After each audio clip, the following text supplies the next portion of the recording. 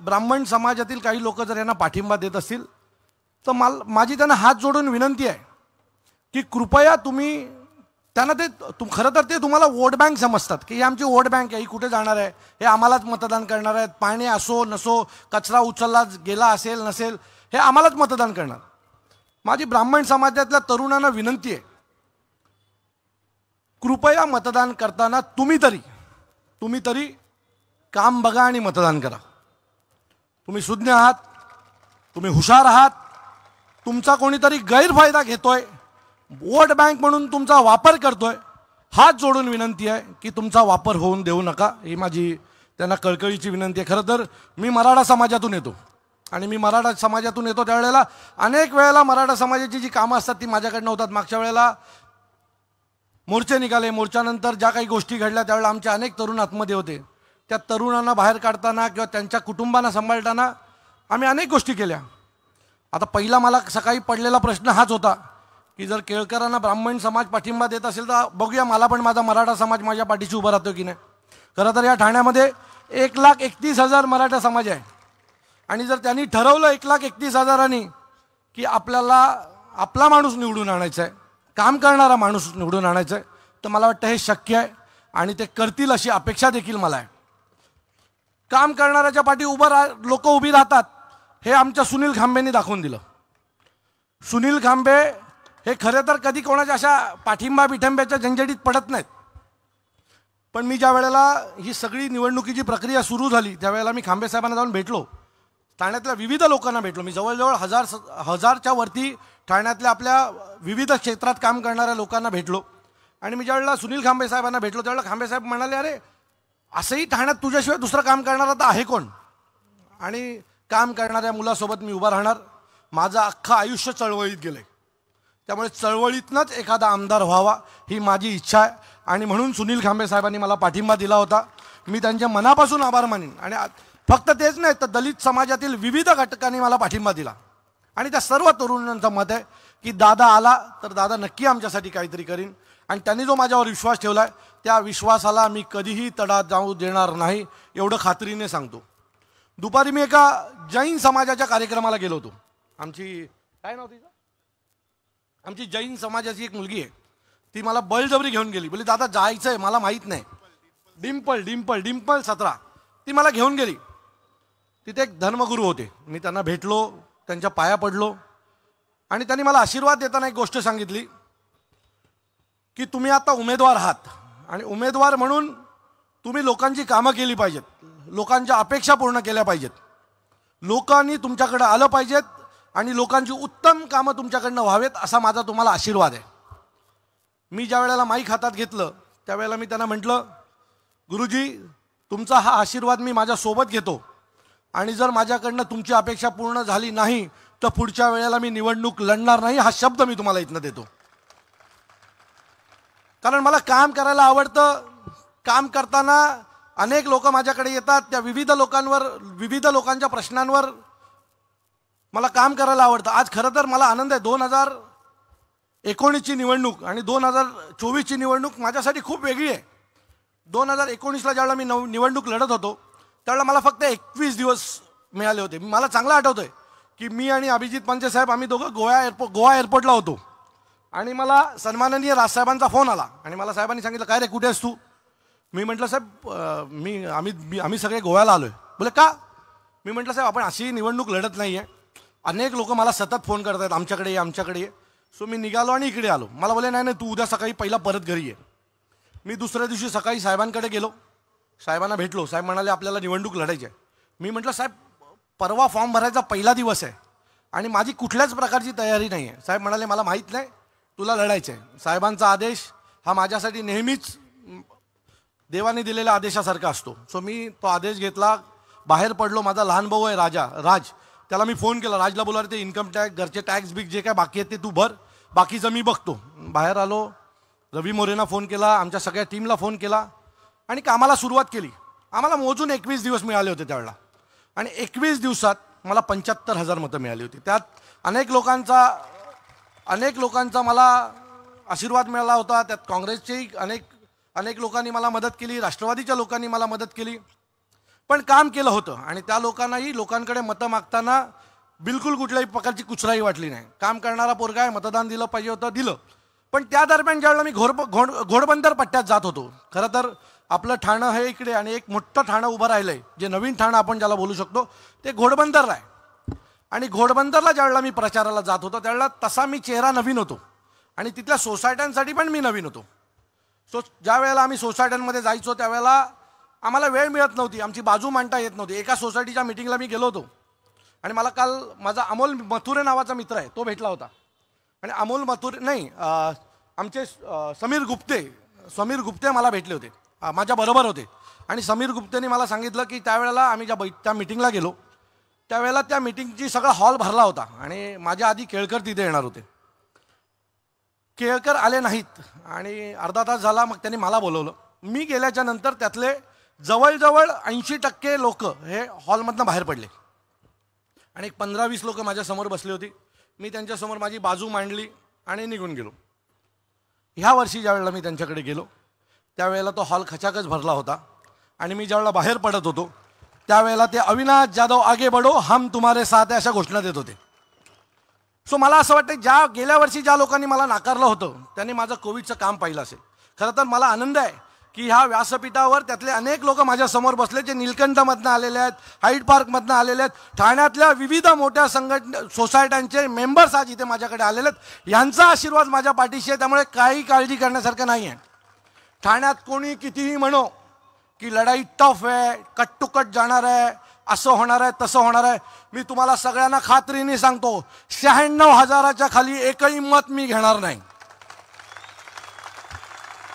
ज्या वेळेला मी ठाण्यात फिरतो ना, अरे हे भाजपा हा पक्ष आहे ना, हा नॅरेटिव्हवर चालतो. हा एक नॅरेटिव्ह असलेला पक्ष आहे. तो एक नॅरेटिव्ह तयार करतो आणि तो लोकांमध्ये सोडतो. गेल्या वर्षी त्यांनी एक नॅरेटिव्ह तयार केला होता आणि तो नॅरेटिव्ह असा होता, किती काय झालं तरी अविनाश जाधव 20,000च्या वर जाणार नाही. मग तो नॅरेटिव्ह पत्रकाराने चालवायला सुरू केला, 20,000च्या वरती हा काय जाणार नाही. ज्या वेळेला मला 75,000 मतं मिळाली ना, 75,000, त्यावेळेला ठाण्यातल्या अनेक लोकांनी म्हटलं च्या आईला हा पोरगा हा निवडून आला असता, याच्या पाठी उभं राहायला पाहिजे होतं. कारण अनेकांचं मत असं असतं की आमचं मत हे निवडून येणाऱ्याला गेलं पाहिजे. सो त्यावेळेला असा एक काठावरचा मतदान होता, तो ह्यांच्या नॅरेटिव्हला फसला आणि आपल्याला मतदान झालं नाही. काही थोडी लोक त्या वेळेला मिळाली असती ना, तर त्याच वेळेला केळकर साहेबांना मी पाडला असता.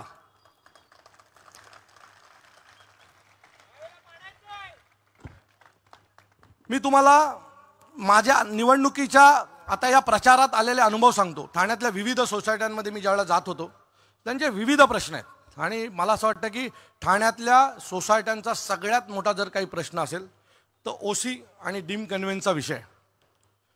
2014ला ज्यावेळेला निवडणुका झाल्या त्यावेळेला केळकर साहेबांनी या एका मुद्द्यावर निवडणूक लढली होती की ठाण्यातल्या वृंदावन सोसायटी असेल, ठाण्यातली नौपाडा असेल, ठाण्यातल्या घोडबंदरमधली हिरानंदानी असेल, अनेक सोसायटी आहेत मोठ्या, त्यांनी शब्द दिला होता की तुमच्या ओसी आणि डीम कन्व्हेन्सचं काम मी करून देईन. आज 10 वर्ष झाली, आजही तो प्रश्न तसाच प्रलंबित आहे. परवा मी साकेत नावाच्या एका सोसायटीमध्ये गेलो आणि साकेत नावाच्या सोसायटीमध्ये ज्यावेळेला मी गेलो त्यावेळेला माझा प्रचार सुरू व्हायच्या आधी तिथे बाजूला एक महालक्ष्मीचं मंदिर आहे आणि ते अतिशय पवित्र मंदिर आहे. मी त्या मंदिरात पाया पडायला गेलो असताना तिथली एक महिला मला भेटली आणि तिने मला सांगितलं, तुम्ही मंदिरात आलात, देवीवर हात ठेवून शपथ घ्या की तुम्ही निवडून आल्याच्या नंतर ओसी आणि डीम कन्व्हेन्सचं काम कराल तरच आम्ही तुमच्याबरोबर राहू. ही अशी परिस्थिती आहे आमच्या ठाण्याची. म्हणजे मला जर निवडून यायचं असेल तर आमदारांनी जे काम केलं नाही त्यामुळे उडलेला लोकांचा विश्वास मला देवावर हात ठेवावा लागतो. हेच जर काम 10 वर्षापूर्वी आमदारांनी केलं असतं ना, तर आज आमदारांना लोकांकडे मतं मागायला जायला लागली नसती.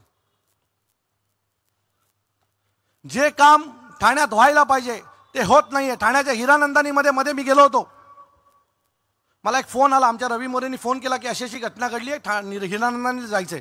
मी ताबडतोब हिरानंदानीला गेलो.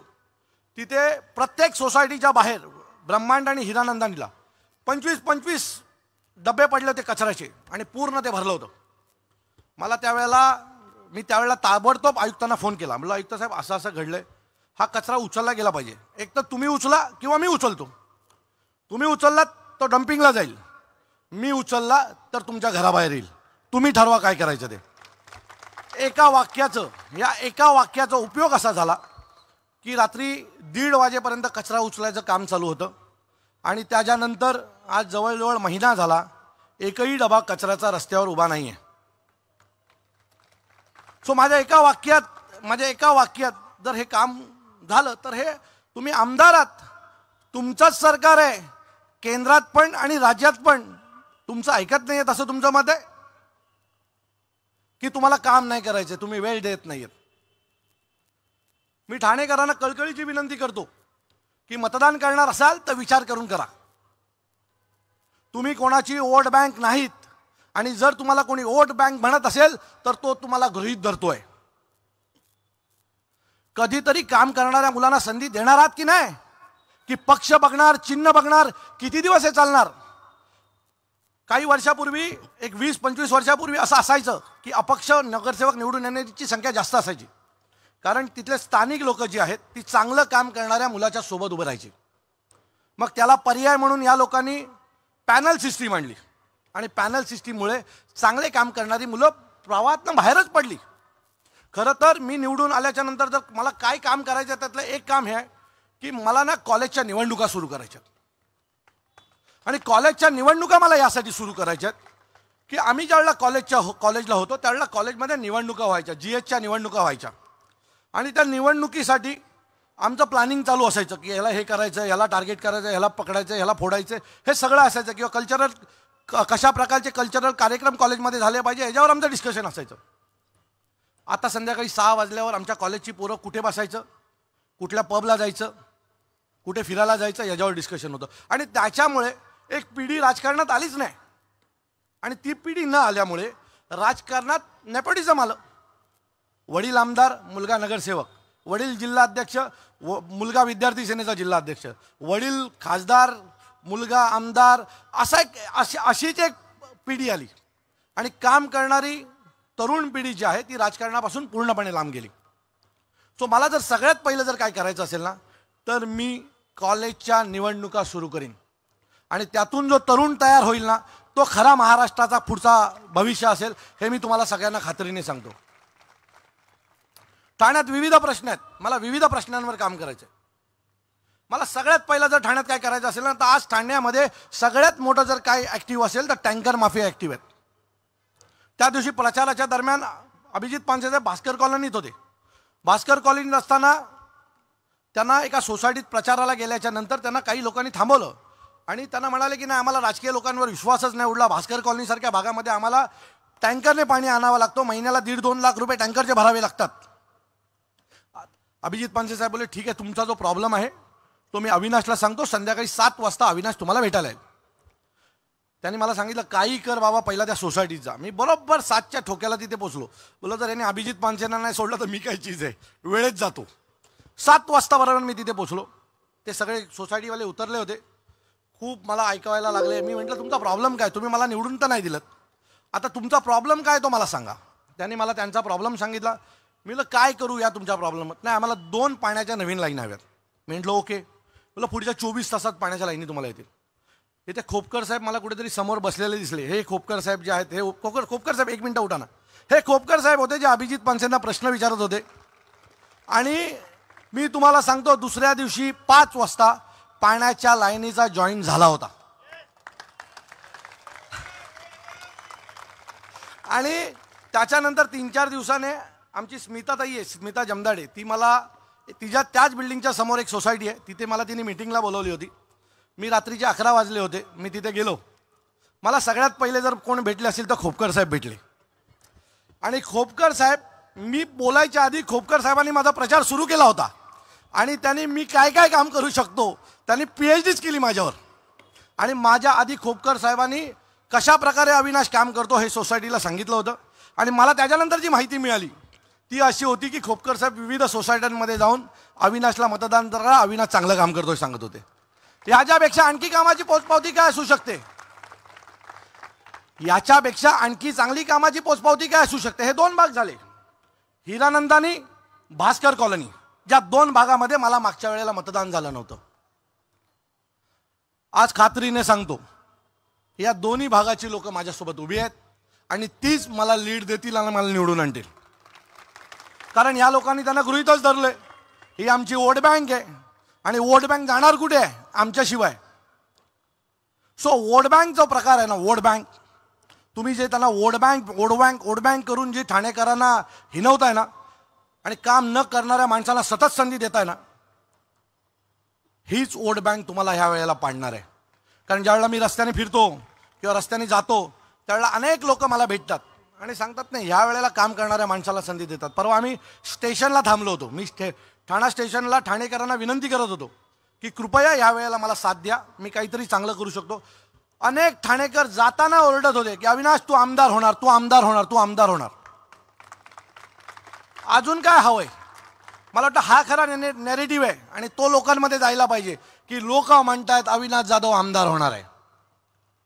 आणि आमदार झाल्याच्या नंतर मी ही जी टँकर माफिया आहे ना, टँकर माफिया, पहिला याला छेद करणार. ठाण्याचं 21 वर्ष अटकलेलं धरणाचं, शाही धरणाचं काम सगळ्यात पहिलं सुरू करीन आणि ठाण्याचा पाण्याचा प्रश्न निकाली काढीन.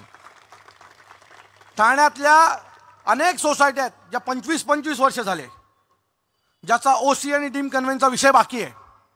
मी त्या महालक्ष्मीच्या मंदिरावर हात ठेवून आलोय.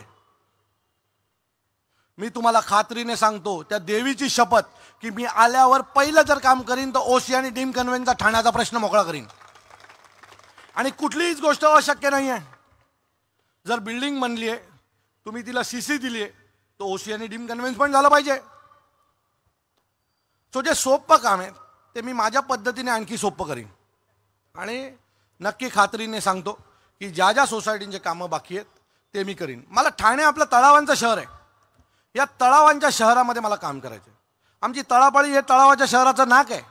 मी आयुक्त अभिजित बांगर साहेब होते, त्यांना मी एकदा जाऊन भेटलो होतो. मी म्हटलं सर माझा एक प्रस्ताव आहे, मला माहिती आहे सत्ताधारी करणार नाही, तुम्ही तुमच्या मार्गाने करा. मी हे अभिजित बांगर साहेबांना बोललोय, तुम्ही कधीही जाऊन विचारू शकता. ते म्हटलं अविनाश काय? मी म्हटलं साहेब दुबईला फाउंटन शो होऊ शकतो, मग आपल्या ठाण्यातल्या तळापाळीला का नाही होऊ शकत? तर ते म्हणाले होऊ शकतं, आपण उपवनला ते केलेलं आहे पण ते छोट्या प्रमाणात आहे. मी म्हटलं साहेब उत्तम म्युझिकल शो आणि उत्तम जर फाउंटन शो आपण जर ठाण्यातल्या तळापाळीला आणला तर तसं तर ठाण्यात काय फिरायला नाही आहे. ठाण्यात आजच्या घडीला जर आपण ठरवलं की आपल्या मुलाला घेऊन कुठेतरी फिरायला जायचं तर मला ठाण्यातले तीन ठिकाणं तुम्ही सांगावी की आपण इथे फिरायला जाऊ शकतो. उपवन तळाव, तळापाळी आणि आता ते गार्डन झालं ते बरोबर आहे. पण हे काय फिरायला जायचे ठिकाण आहेत का? ठाण्यात माझ्या घरी जर एखादा पाहुणा आला तर मला ते दाखवायला आमच्या ठाण्यात हे आहे चला बघायला. तर अशी कुठलीही गोष्ट आमच्या आमदारांनी केलेली नाही आहे. आणि त्यामुळे ठाण्यातल्या परिवारांना, कुटुंबांना जर फिरण्यासाठी एखादी चांगली जागा उपलब्ध करता येईल तर ते मी करणार आहे. आणि त्याच्यासाठी तळापाळीला उत्तम फाउंटन शो, जो दुबईपेक्षा उत्तम असेल असा शो मी सुरू करणार आहे. आणि हे माझं तुम्हाला वचन आहे. मी मध्ये माझे एक मित्र आहेत पत्रकार, त्यांना भेटायला गेलो होतो आणि त्यांना मी अशा अनेकांना भेटलो. अनेकांशी बोलत असताना त्यांनी विचारलं काय करावं. तर त्यांनी मला सांगितलं ठाण्यात वीर सावरकरांवर प्रेम करणारी खूप लोक आहेत. जर एक उत्तम वीर सावरकरांचं स्मारक आपण उभं करू शकलो तर मला वाटतं की त्यांना आपण न्याय दिल्यासारखं होईल. मला ती संकल्पना आवडली. मी अभिजित पानसे साहेबांशी डिस्कस केलं. आम्ही त्याला थोडं मॉडिफाय केलं. बोललो आपण फक्त स्मारक नाही बांधत, ते स्मारक पुस्तकांचं असेल, त्यांचे विचार हे पुढच्या पिढीला कळले पाहिजेत. आणि आम्ही त्याची एक पोस्ट बनवली आणि ती पोस्ट फेसबुकला टाकली.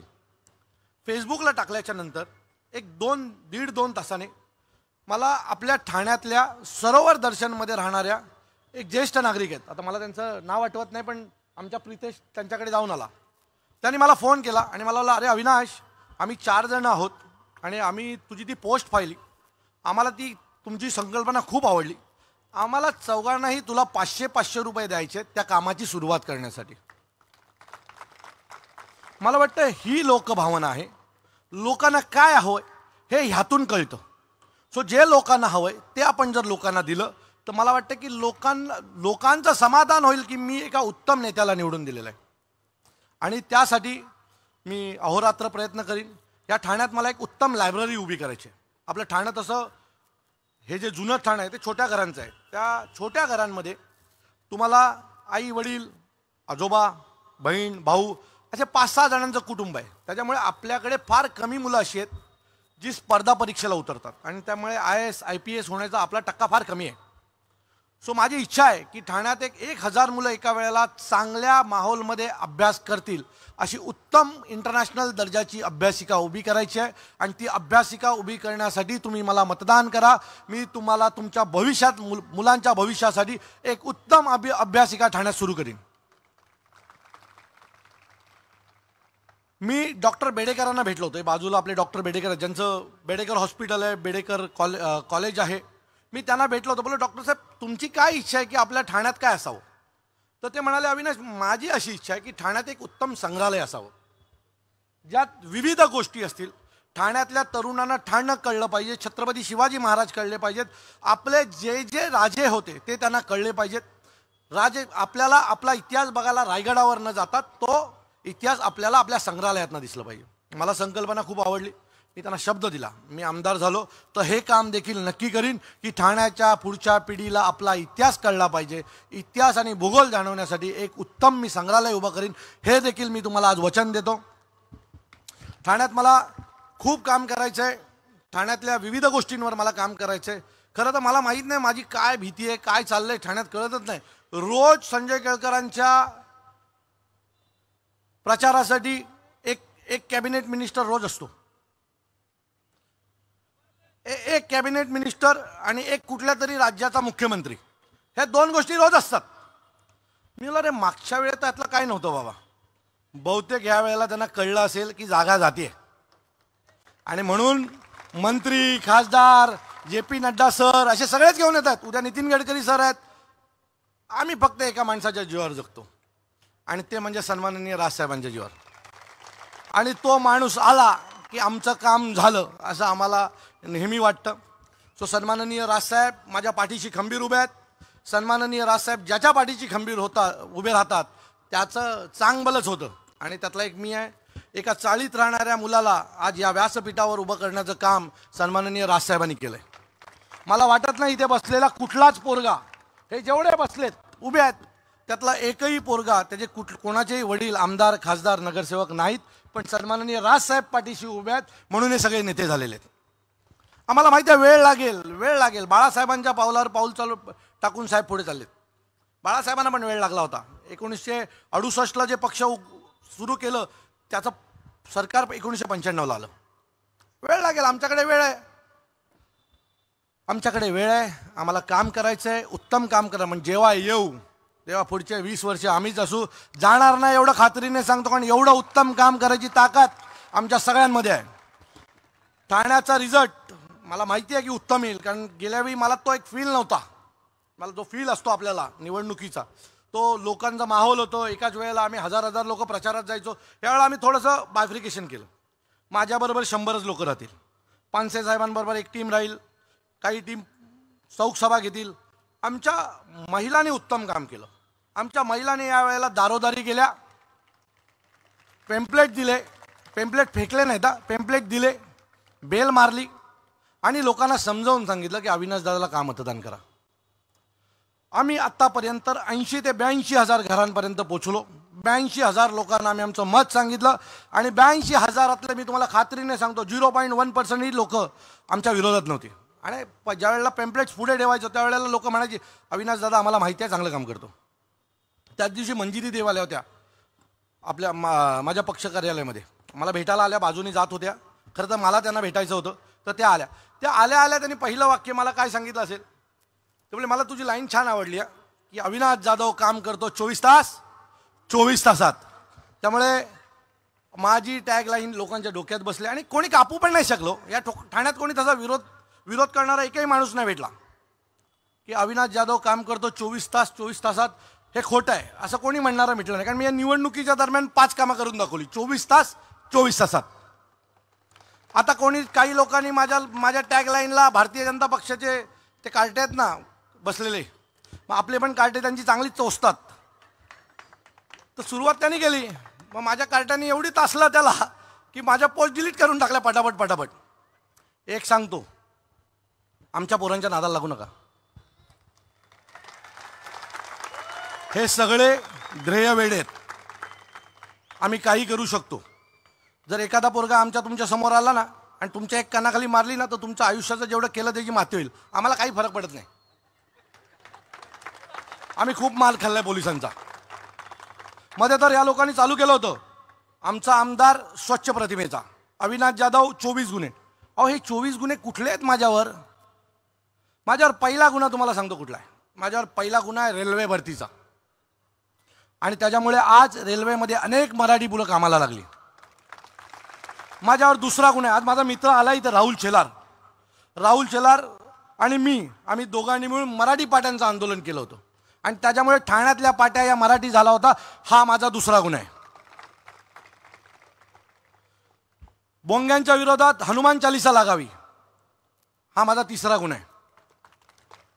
ठाण्यातल्या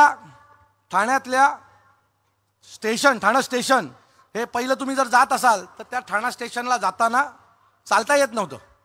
परवा ज्यावेळेला मी ठाणा स्टेशनला गेलो ना, मला खूप बरं वाटलं. एकही फेरीवाला नव्हता, आणि ते करण्यासाठी मला 2 गुन्हे घ्यावे लागले. सण टिकावा म्हणून सन्माननीय राजसाहेबांनी आवाज दिला. आज दहीहंडी सण टिकलाय ना, तो आमच्यामुळे. आता अनेक मंडळं वेगवेगळ्या लोकांच्या टी शर्टवर फोटो घालून फिरतात, पण ते ज्या वेळेला दहीहंडी सण टिकायचा होता ना, त्यावेळेला सगळे गायब होते. आणि त्याच्यामुळे मी जय जवान नावाच्या गोविंदा पथकाला खूप मानतो. आमच्या ठाण्याच्या राजा गोविंदा पथकाला खूप मानतो, की आजही ती लोक मला विचारल्याशिवाय कुठलंच पाऊल टाकत नाही. कारण त्यांचं एक नेहमी मत आहे की हा सण 2 माणसांमुळे टिकला, एक राजसाहेब ठाकरे आणि अविनाश जाधव आणि अभिजित पानसे. सो हेही तर ठाण्यातली तरुण पिढी माझ्यासोबत या निवडणुकीला उभी राहील. माझ्यावर पुढचा गुन्हा जो आहे ना, तो गुन्हा खूप मला घेताना खूप बरं वाटलं होतं, आणि तो गुन्हा होता टोल नाका आंदोलन. टोल नाके बंद व्हावेत यासाठी मी 12 गुन्हे घेतले. मी म्हणजे माझ्या सगळ्या सहकार्याने घेतले. पण ज्या वेळेला मी आता प्रचाराला जातो ना, एका सोसायटीमध्ये गेलो होतो, प्रचार करत होतो, आणि प्रचारादरम्यान मी काय काय कामं केली ती सगळी सांगितली. आणि मी कामं ज्या वेळेला सांगत होतो ना, त्यावेळेला वो एक जैन माणूस होतो, बोले ओ सब छोड़ दो, आपने एक ही काम अच्छा किया, आपका हमें जो पसंद आया वो काम है टोल नाका आपने बंद किया. क्योंकि बोलता है रोज सवेरे मैं जाता था मुंबई जाते समय सबसे पहला मेरा काम था लाइन में खड़ा रहो, फिर गाड़ी आगे जाएगी तो मेरा फास्ट ट्रैक से पैसा कट होता था. अगर पैसा नहीं कट हो गया तो मैं डबल पैसा उनको देता था. आगे जाता था और फिर मुझे मैसेज आता था मेरा पैसा कट हो गया. मैं फिर वापस घूम के आता था, वापस उनसे झगड़ा करता था, फिर वापस जाता था. ये बोला इससे पूरा ठाणा थक गया था. सो त्याच्यासाठी मी घेतलेला तो गुन्हा. आणि मला आश्चर्य आहे की टोल नाका बंद व्हावा यासाठी आम्ही अनेक आंदोलनं केली. माझं बायपास झालं होतं, आणि माझं बायपास झाल्याच्या नंतर 2 महिन्यांनी एक बातमी आली की 5 रुपयाने टोल वाढणार आहे. मी म्हटलं अरे आम्ही आयुष्यभर गुन्हे घेतले टोल नाके बंद व्हावेत म्हणून, आणि 5 रुपयाने टोल वाढतोय. मी आणि माझ्या सर्व सहकाऱ्यांनी ठरवलं आपण उपोषणाला बसायचं, आवाज उठवायचा. आम्ही उपोषणाला बसलो. सन्माननीय राजसाहेबांनी त्या उपोषणाची दखल घेतली. ठाण्यातल्या अनेक ठाणेकरांना घेऊन ते मुख्यमंत्र्यांकडे गेले, मुख्यमंत्र्यांकडनं वचन घेतलं.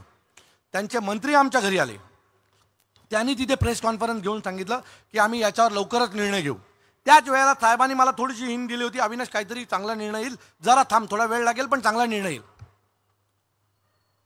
तो निर्णय आत्ता आला निवडणुकीच्या तोंडावर. आणि लाडू वाटत होते संजय केळकर. आई शपथ, फोटो बघा लागलेत, लाडू वाटतात संजय केळकर. मी म्हटलं ह्या माणसाचा काय संबंध? तर ते म्हणाले मी पत्रव्यवहार केला होता. मग तुम्ही पत्रव्यवहार ओसीसाठी पण केला होता, तो डीम कन्व्हेन्ससाठी पण केला होता, तो का नाही झाला? स्वच्छ प्रतिमेच्या नावाखाली खोटं बोलायचं. अहो आत्ताच मी तुम्हाला एक सगळ्यांना शब्द देतो, केळकर निवडून येणार नाही ते खात्रीने सांगतो, पण चुकून निवडून आले तर पुढच्या वर्षभरात मी पोटनिवडणुकी लावेन. कारण स्वच्छ चेहऱ्याच्या माणसाने ॲफिडेव्हिट खोटं दिलंय, ॲफिडेव्हिट खोटं दिलंय. सो अशाच स्वच्छ चरित्राचे लोक हवेत की आम्ही काम करणारी लोक आहोत, ज्याने सगळी कामं ही सगळे घेतलेले गुन्हे समाजासाठी आहेत. मध्ये एक मुंबईमध्ये एका मुलीला अटक करून ठेवलं होतं. त्यावेळेला मी इथनं तिथे गेलो, माझ्यावर खोटा गुन्हा दाखल करण्यात आला, अनेक प्रेसला बातम्या देण्यात आल्या. शेवटी ती मुलगी समोर आली आणि ती मुलगी बोली दादा मुझे बचाने को आए थे, ये दादा के बारे में ये सब बोल रहे हो झूठ है. हे बातम्या हे ना गुन्हे दाखल केले माझ्यावर, खोटे गुन्हे दाखल करतात. मागच्या वेळेला त्या सिस्टर्स कोविडच्या काळात 700 सिस्टर्स एकाच दिवशी 700 सिस्टरना कामावरनं काढून टाकलं. अरे बोलायचं नाही, 700 मुली उघड्यावर पडल्या. ज्या मुलींनी स्वतःच्या आयुष्याचा विचार नाही केला, स्वतःच्या जीवाचा विचार नाही केला, कुटुंबाचा विचार नाही केला, त्यांच्यासाठी मी आंदोलन केलं. मला 5 दिवस जेलला पाठवलं. आता यातलं सांगा, मी घेतलेल्या आंदोलनामध्ये माझी चुकी काय? जर यात माझी काही चुकी असती तर मी मान्यही केलं असतं. पण सगळे आंदोलनं आणि सगळ्या घेतलेल्या केसेस मी हे लोकांसाठी आहेत आणि मला या घेतलेल्या सगळ्या गुन्ह्यांचा अभिमान आहे. कारण मी घेतलेल्या गुन्ह्यामुळे कोणाच्या आयुष्यात बदल झालेला आहे. त्याच्यामुळे मी जे करतोय ते लोकांसोबत आहे. येत्या 20 तारखेला तुम्ही सगळेच माझ्या पाठीशी खंबीर उभे राहाल. वरती लोक काय म्हणतात ते सोडून द्या. भारतीय जनता पक्षाने काय नेरेटिव्ह उभा केलाय ते सोडून द्या. आता त्यांचा एक नेरेटिव्ह आहे की आमची टफ होईल आणि 5-7 हजार मतांनी आम्ही निवडून येऊ, असा त्यांचा एक नेरेटिव्ह आहे, जे विविध पत्रकार आणि लोक मला सांगत असतात. हा नेरेटिव्ह तोडायचं काम तुमचं आहे यावेळेला. जर तुम्हाला काम करणारा माणूस हवा असेल तर तुम्ही तो नेरेटिव्ह तोडावा. आणि या वेळेला जर ठाणेकर माझ्यासोबत उभे राहिले नाहीत ना, तर मी खात्रीने सांगतो पुढच्या काही पिढ्यांमध्ये कुठलाच तरुण लोकांसाठी काम करायची हिंमत करणार नाही. अनेक वेळेला तुम्ही मतदान करता आणि विसरून जाता. पुढच्या 5 वर्षांनी तुम्ही पुन्हा मतदान करता, पण त्या 5 वर्षात तुम्ही ज्याला मतदान केलं त्यांनी काय केलं हे कधीही तुम्ही त्यांना विचारत नाहीत. त्यामुळे तुम्हाला जर ते करायचं असेल, तुम्हाला तुमचं मत लोकांच्या कामाला आलेलं वाटत असेल, कोणाचं तरी लाईटचं बिल भरण्यासाठी लागलं असेल, तुमचं मत कोणाचं तरी हॉस्पिटलचं बिल भरण्यासाठी गेलं असेल, तुमचं मत जर ठाण्याच्या विकासासाठी गेलं असेल, तुमचं मत जर ठाण्यातला पाण्याचा प्रश्न सोडवण्यासाठी गेला असेल, तुमचं मत जर ठाणा स्टेशन मोकळं करण्यासाठी गेलं असेल, तर त्या माणसाला मतदान करा. मी वोट बँक नावाची जी गोष्ट आहे, जी भारतीय जनता पक्षाने ज्याला वोट बँक म्हणून ज्याला नाव दिलंय, त्या वोट बँकला हात जोडून विनंती करतो की कृपया वोट बँक हा शब्द तुमच्या आयुष्यातनं मिटवा आणि तुम्ही काम करणाऱ्या मुलाला मतदान करता हे ठाण्याला नाही तर संपूर्ण भारताला दाखवून द्या. येत्या 20 तारखेला मला मतदान करा आणि येत्या 23 तारखेपासून मला तुमच्या कामात रुजू करून घ्या. एवढंच एक आवाहन करतो आणि थांबतो. जय हिंद, जय महाराष्ट्र.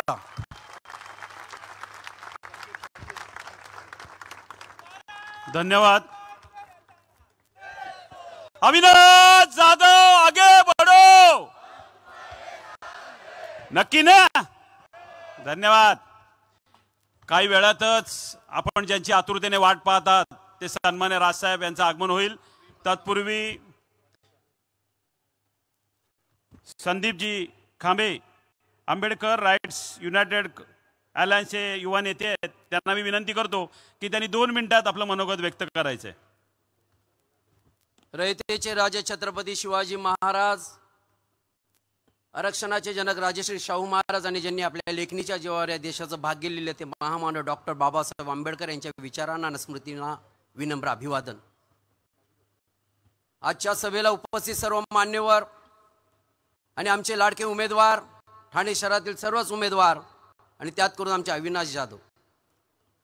आज त्यांनी एक खंत बोलून दाखवली की सकाळी उठलो आणि ब्राह्मण समाजाचा पाठिंबा ब्राह्मण समाजाच्या आमदाराला मिळालेला आहे. खेदाची बाब आहे. पण अविनाशजी, आम्ही ठाणेकर आणि महाराष्ट्र तुम्हाला एकटं पडू देणार नाहीये. ह्या पटांगणामध्ये सर्व जाती धर्माची लोक बसलेली आहेत. इथे मराठा आहे, ओबीसी आहे, एसी आहे, एनटी आहे. हा खंड महाराष्ट्र तुमच्या पाठीशी आहे, ठाणेकर तुमच्या पाठीशी आहे. जातीय निकषातून जर कोणी मतदान ठरवत असेल तर प्रथमतः आम्ही त्याचा इथे निषेध करतो. कारण आपल्याला अखंड महाराष्ट्र घडवायचा आहे. आज डॉक्टर बाबासाहेब आंबेडकरांनी सांगितलं, ही जर घटना मी लिहिलेली आहे किती चांगली असली तरी हिला राबवणारे हात जर चांगले नसतील तर ही घटना कामाची नाहीये. आणि जर कामाची घटना राहिली नाही तर तुम्हाला रस्त्यावर येऊन बंड करावं लागेल आणि जनतेच्या हक्कासाठी लढावं लागेल. आणि त्याच आदर्शावर माननीय राजसाहेब ठाकरे, अविनाशजी जाधव आणि मनसेचे कार्यकर्ते रस्त्यावर उतरून सर्व समाजाला आणि सर्व जाती धर्माला न्याय देत आहेत. आज आम्ही अविनाश जाधव पाहिला की डोळ्यासमोर असा तो धावताना कलेक्टर ऑफिस मध्ये घुसताना, ठाणे महानगरपालिकेमध्ये घुसताना पाहतो. अरे जनतेचे प्रश्न सोडवताना पाहतो. कुणाचे पैसे अटकलेत, कुणाला फसवलंय, कुणाला स्कीम मध्ये फसवलंय. रोज त्या अविनाश जाधवच्या त्या कार्यालयावरती गर्दी असतात. या सर्वसामान्य जणांचे प्रश्न सोडवणारा अविनाश जाधव आणि त्या मनसेसारख्या उमेदवाराला जर का आपण निवडून दिलं नाहीत तर केवढा मोठा अपराध आपल्याकडून होऊ शकतो.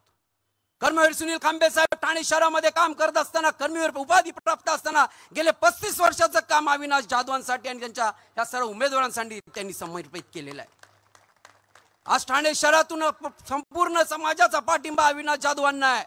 मी सांगतो, बोलायचं तर भरपूर आहे, वेळ कमी आहे. माझ्या माता बहिणींनो, एक विचार करा, हे जे सरकार आहे, हे सरकार आपल्याला किती फसवतो आहे बघा. आपण आपल्या मुलांना डॉक्टर करू पाहतो, इंजिनियर करू पाहतो, परंतु एक विचार करतो का आपण आपल्या मुलांना घडवल्यानंतर आपण कोणाच्या ताब्यात देणार आहोत, कुठल्या व्यवस्थेच्या समोर उभं करणार आहोत. अहो, या राजकारणी लोकांनी महाराष्ट्राची थट्टा लावलेली आहे. आम्ही योजना दिली, आम्ही करेक्ट कार्यक्रम केलेला आहे, कशी कशी थट्टा आपल्या समोर चाललेली आहे. अहो, योजना द्यायची असते तर एखाद्या मजुराला ज्याला पेन्शन नाहीये, वृद्धांना द्या, आजी आजोबा योजना काढा. अरे कितीतरी भगिनी खुश होतील, कितीतरी माता खुश होईल की ज्यांना औषध पाण्याचा पण खर्च नाही, त्यांच्या खात्यामध्ये आज 2-2 हजार रुपये येत आहेत. मला अपेक्षा आहे मनसेच्या काळाचं सरकारकडून, येणाऱ्या सरकारकडून, कारण राज टाईप ठाकरे ठरवतील त्याच्याच सरकार येईल. महाराष्ट्रात समीकरण आहे ते आज मी सांगतो, ते लिहून घ्या. आणि ज्या ज्या योजना येतील त्या जनहिताच्या असतील. या महाराष्ट्राला विचारांची गरज आहे, कुठल्या आमिषांची गरज नाहीये. बांधवांना वेळ कमी आहे, मला बोलायचं भरपूर होतं, परंतु जाता जाता एक सांगीन, कटेंगे तो बटेंगे, तो कटेंगेचा नारा आता गुंजवायला लागलेला आहे.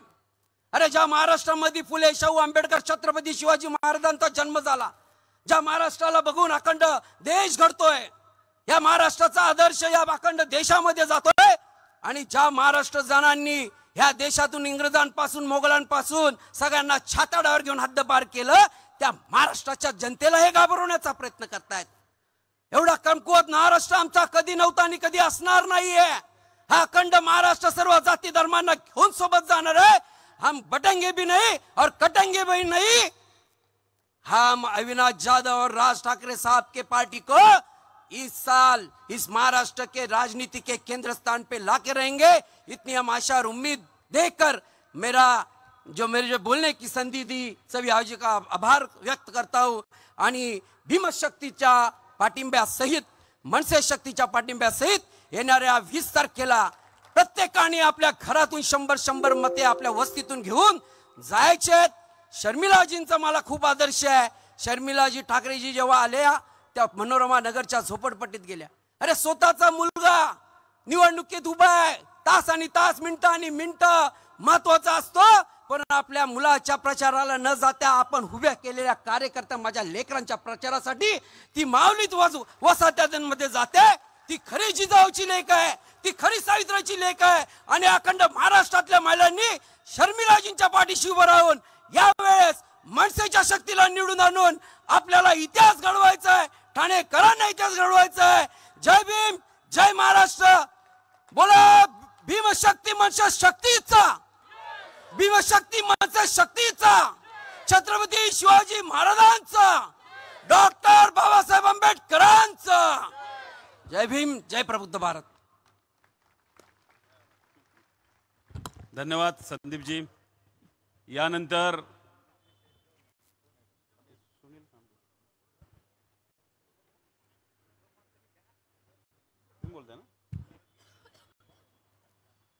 कर्मवीर सुनीलजी खांबे यांनी आपलं मनोगत थोडक्यात करायचं.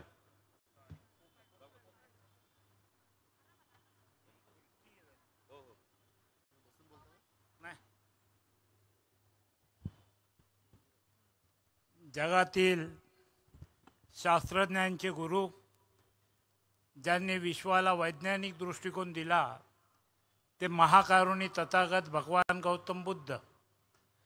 महाराष्ट्राचे आराध्य दैवत, बहुजन प्रजा प्रतिपालक, रयतेचा आणि शेतकऱ्यांचा राजा छत्रपती शिवाजी महाराज, क्रांतिसूर्य राष्ट्रपिता ज्योतिराव फुले, छत्रपती शाहू महाराज, विद्याव्यासंगी, भारतरत्न, बोधिसत्व, आधुनिक भारताचे निर्माते डॉक्टर बाबासाहेब आंबेडकर, या सर्व महान विभूतींना विनम्र अभिवादन करून आज अविनाश जाधव या शहरामध्ये गेले 10 ते 15 वर्ष एका तरुणाचा झंझावात मी पाहतोय.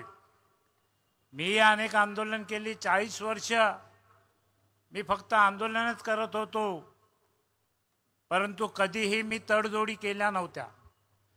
पण अविनाश जाधव या तरण्याबाण तरुणासाठी मला असं वाटलं की अविनाश फार कमी मताने गेल्या वेळेस पडला, परंतु ह्यावेळेस बाबासाहेबांनी आम्हाला सांगितलं की तुम्ही ज्यांच्या पारड्यात पडणार त्यांचं पारडं जड असणार.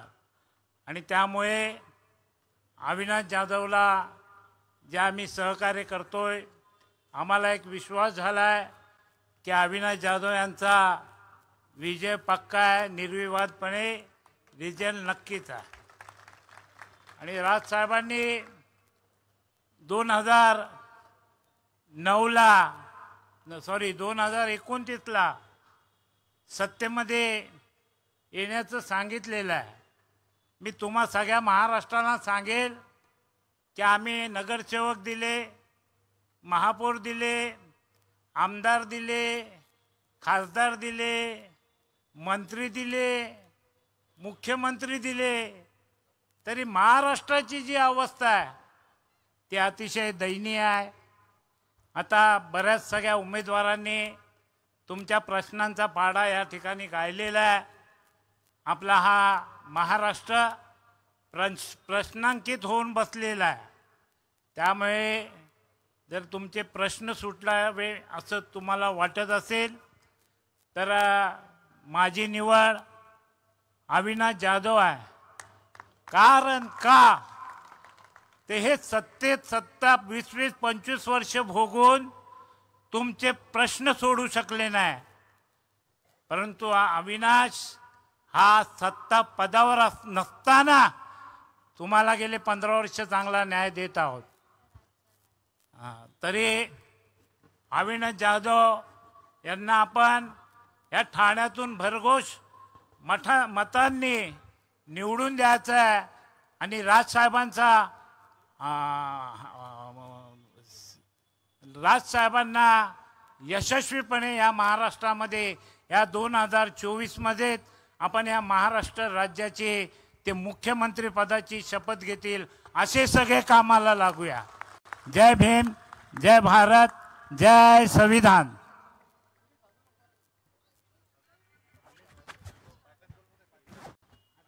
यानंतर मनसे नेते अभिजितजी पानसे साहेब यांना विनंती करतो की त्यांनी आपलं मनोगत व्यक्त करावं. काही वेळातच सन्मान्य राजसाहेबांचे ते आगमन होते. मी सन्मान्य अभिजितजी पानसे साहेब यांना विनंती करतो की त्यांनी आपलं मनोगत व्यक्त करावं. सन्माननीय राजसाहेबांना वंदन करून तुमच्या समोर बोलतो.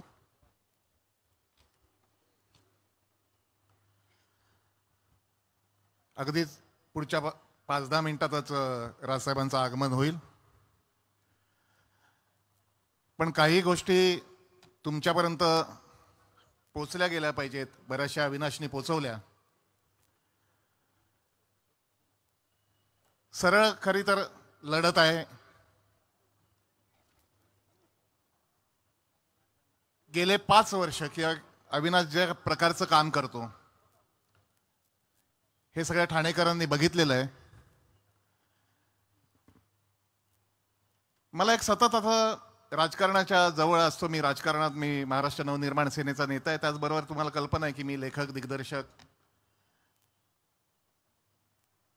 एक कला क्षेत्रात पण मी काम करत असतो. त्यामुळे अनेकांशी माझा संबंध येत असतो. फिरणं खूप असतं. जगभरात कुठे कुठे जात असतो. यापूर्वी मी आधी शिवसेनेत होते तेव्हा भारतीय विद्यार्थी सेनेचा अध्यक्ष होतो. त्यामुळे महाराष्ट्र संपूर्णपणे शैक्षणिक दृष्ट्या काय आहे, प्रस्थापित शिक्षण काय आहे हे मला नक्की माहिती आहे. दुर्दैवी आहे ते. आणि त्याचबरोबर एक माझी बॅकग्राऊंड आहे की माझे वडील रमेश पानसे बऱ्याच जणांना माहिती असेल कदाचित, पण ते बाल शिक्षणाचं काम करतात, आदिवासी क्षेत्रात काम करतात. त्यामुळे घरातूनच एक शिक्षण संदर्भातला वारसा म्हणा किंवा ती जाण म्हणा आई वडिलांच्या पुण्याईने माझ्याकडे आहे.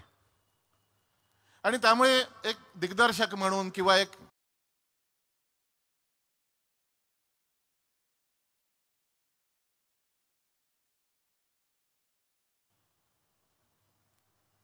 कलाक्षेत्र तेव्हा अतिशय धक्कादायक गोष्टी समोर येतात.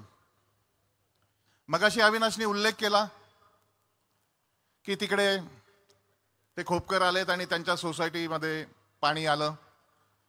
परवा लोकमान्य सोसायटी इकडे गजानन महाराज देवळाच्या बाजूला त्यांच्याकडेही गेले 1.5-2 वर्ष पाणी नाहीये. तर म्हणलं याच्या जरा खोलात गेलं पाहिजे की अशा ठिकाणी मूळ ठाणेकर आपण, माझा जन्म ठाण्यातला, आपणही खूप ज्येष्ठ मंडळी इथे बसलेला, त्याच्या मुळाशी जाण्याचा मी जेव्हा प्रयत्न केला तेव्हा समोर आलेली गोष्ट इतकी अवाक करणारी आहे, इतकी दुर्दैवी आहे. 1.5 वर्षापर्यंत त्या सोसायटीत, त्या सगळ्या 10-12 सोसायटीत भरभरून पाणी येत होतं. 1 लाख लिटरची टाकी ओसंडून व्हायची. मग असं काय घडलं 1.5 वर्षात की एकदम पाणी बंद झालं? मगाशी अविनाश जाधवनी जो काही टँकर लॉबीचा उल्लेख केला, तुम्हाला कल्पना असेल, एक महानगरपालिकेचा माणूस येतो आणि तो नळ फिरवतो, कमी जास्त पाणी तुम्हाला इकडे द्यायचंय का इकडे द्यायचंय, या सगळ्या गोष्टी त्याच्या हातात असतात. जाणून बुजून हे पाणी अनेक सोसायट्यांचं बंद करण्याचं कारण त्या सोसायट्यांनी टँकर घ्यावेत. या टँकर लॉबीचं प्रमुख जे आहेत ते संजय केळकर यांचे सहकारी आहेत. ते सगळे भाजपचे नगरसेवक आहेत. त्यापैकी एक प्रमुख नाव आहे संजय वाघोलेचे, हे टँकरशी पार्टनरशिप आहे. या टँकरमध्ये पाणी कुठनं भरलं जातं माहितीये? पाणी भरलं जातं या टाकीतून. म्हणजे महानगरपालिकेची ही जी टाकी आहे त्यातून खरं आपल्या पाईपाद्वारे आपल्या घरात पाणी यायला लागतं, पण याच्यामध्ये टँकर येतात, ते टँकरमध्ये पाणी भरतात आणि मग टँकर विकत घ्यायला लावतात. तुम्ही साधा हिशोब करा, 100 सोसायटीमध्ये टँकरनी पाणी पोचवलं जातं. महिन्याला 1-1.5 लाख प्रत्येक सोसायटीला द्यावे लागतात. जर हिशोब तुम्ही केलात तर महिन्याचा 1.5-2 कोटीचा इन्कम आहे. आपण मोदीजींना बघून, पंतप्रधान मोदीजींना, सक्षम पंतप्रधान आहेत निश्चितपणे, त्यांना बघून मतदान करतो, कमळ बघून मतदान करतो. सन्मान्य राजसाहेबांचं आगमन झालेलं आहे. महाराष्ट्र नवनिर्माण सेनेचा सन्मान्य राजसाहेब ठाकरे यांचा, सन्मान्य राजसाहेब ठाकरे यांचा.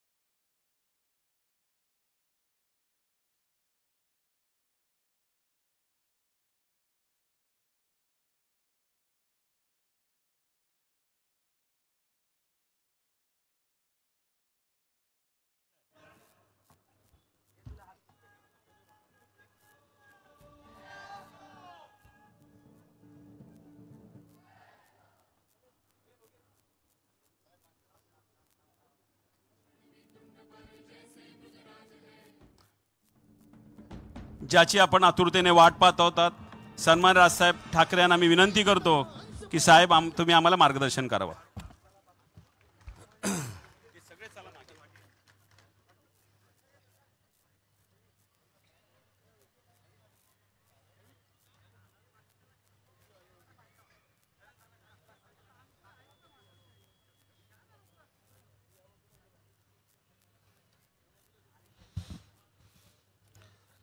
जमलेल्या माझ्या सर्व हिंदू बांधवांनो, भगिनींनो आणि मातांनो,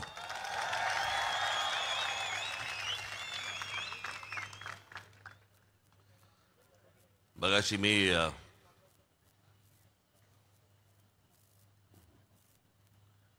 आपल्या भिवंडी ग्रामीणच्या प्रचार सभेला पोहोचलो आणि जरा थोडंसं मला हे जे सगळं दिवसभर चालू असतं बडबड बडबड बडबड बडबड, त्याच्यात जरा थोडंसं असं जरा अचानक थकल्यासारखं वाटायला लागलं. वगैरे पाणी बिणी घेतलं वगैरे, पण मग जरा नॉर्मल झालं. पण तिकडे पहिल्या सभेला मी त्यांना सांगितलं, म्हटलं मला मी काय भाषण करणार नाही, मी आलेल्या लोकांना सगळ्यांना भेटीन. मग मी लोकांमध्ये गेलो, मी लोकांना भेटलो, लोकांशी बोललो. म्हटलं जरा तब्येत थोडी बरं वाटत नाही मला, तर याला जरा सांभाळून घ्या. होय साहेब, होय साहेब. बाकीचे दुसऱ्या बाजूला होते पण बोलले होय साहेब, होय साहेब. आणि म्हणून मी त्याला सगळ्यांना भेटून निघालो. साहेब हीच गोष्ट व्यासपीठावरनं सांगा ना. मी म्हटलं अरे हेच जर सांगायचं असं मी पहिल्यांदाच चढलो असतो ना व्यासपीठावर. मग एकदा असंच झालं होतं, एक बिल्डर माझ्याकडे आला होता आणि त्या बिल्डरला तुम्हाला म्हणाला की नाही माझं असं इकडे काम सुरू आहे, तर आपले काही लोक मला तिथे त्या लोकांच्यासाठी म्हणून तिकडे जरा त्रास देत आहेत, तिकडच्या लोकांना काहीतरी घर मिळत नाहीत म्हणून वगैरे. मी त्यांना सगळ्यांना देणार आहे, पण जरा तुमच्या लोकांना जरा सांगाल का. म्हटलं बरं बाबा मी एक काम करतो, म्हटलं आमच्या नितीन सरदेसाईंना सांगतो, ते येऊन तुझं म्हटलं काम करतील. साहेब आता इतक्या छोट्या गोष्टीसाठी त्यांना कुठे त्रास देत आहे. साला माझ्याकडे आला होता आणि मला सांगतोय छोट्या गोष्टीसाठी त्यांना कुठे त्रास देत आहे. हे तसेच मला व्यासपीठावर घेऊन गेले, पण मग गोळीबिळी घेतली, सगळं ठीक आहे. आता काय आज निवडणूक शेवटच्या टप्प्यावरती येऊन ठेपलेली आहे. मी आज काय फार लंब चौडं भाषण करणार नाही आहे तुमच्यासमोर. सगळ्या गोष्टी मला असं वाटतं सगळी भाषणं तुम्ही कदाचित ऐकली पण असतील माझी.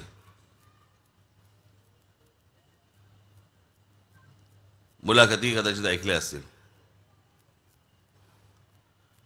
काही ठराविक विषय आहेत, काही ते फक्त मला आपल्याशी जरा बोलायचे आहेत. मला आत्ताच मी गाडीबंद येताना मला अरे तू आलीस का,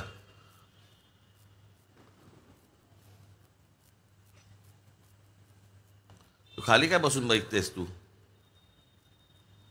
वरती आहे. अगे ये ग, ये वरती ये.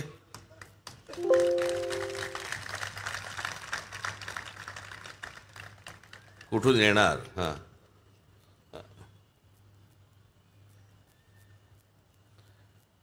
ही आमची बालमैत्रीण असिलता राजे सावरकर, स्वातंत्र्यवीर सावरकरांची सख्खी नात.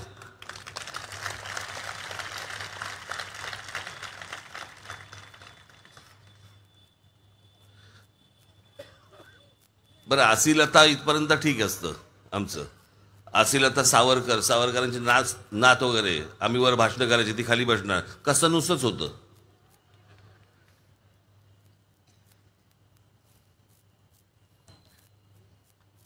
मी आत्ता इकडे बस का गाडीत नाही येताना मी जी गोष्ट सांगतोय,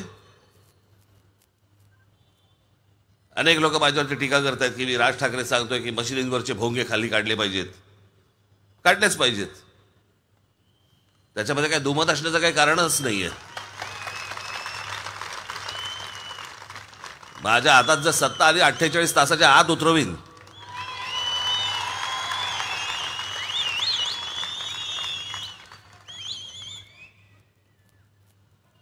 सगळं स्वतःच्या सोयीनुसार चाललं यांचं, सगळं स्वतःच्या सोयीनुसार, धर्मातल्या गोष्टी यांच्या सोयीनुसार. हिजाब का घालायचा तर कुराणमध्ये लिहिलंय. पैशावरून व्याज का नाही घ्यायचं कुराणमध्ये लिहिलंय. मग कुठच्या कुराणाच्या पानावरती लिहिलंय लाऊडस्पीकर लावा म्हणून.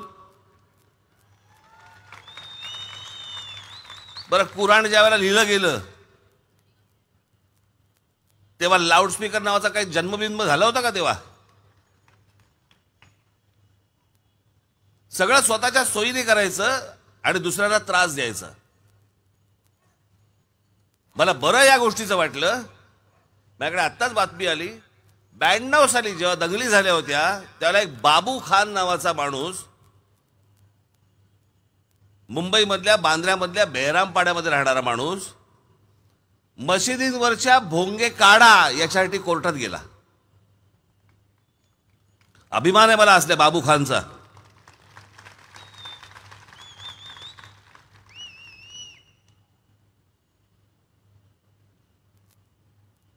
आणि त्याने त्याच्यात तेच दिलंय. त्याचं जे कोर्टामधलं आर्ग्युमेंट आहे की सकाळची जी अजान असते, पूर्वीच्या काळामध्ये जेव्हा लाऊडस्पीकर नव्हते तेव्हा लोकांना बोलवलं जायचं. अहो तेव्हा घड्याळ पण नव्हतं.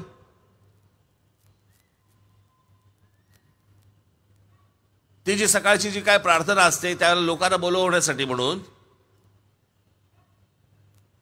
त्यावेळेला लाऊडस्पीकर नव्हते, घड्याळ नव्हती. माणूस एक ओरडायचा वरून आणि मग लोक तिकडे ते अजान म्हणाला काय ते जायचे. अरे आता अलार्म लावा ना. तो माणूस कशाला बोंबलतोय? बरं तो बोंबलतोय ते सगळं आम्हाला काय ऐकवतोय? आम्ही जर समजा सकाळी तुम्हाला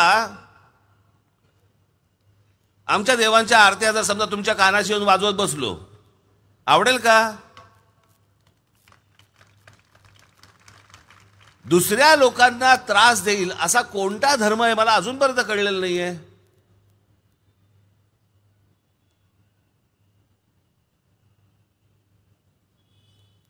आणि याच्यावरती जर समजा तुम्ही अडून बसणार असाल, माझी तुम्हाला विनंती आहे, माझी तुम्हाला प्रार्थना आहे, किमान या तरी गोष्टीसाठी एकदा राज ठाकरेच्या हातात सत्ता देऊन बघा. नाही वटणीवरती आणले तर बघा मला. हा काही धार्मिक विषय नाहीये, हा लोकांना त्रास होतोय.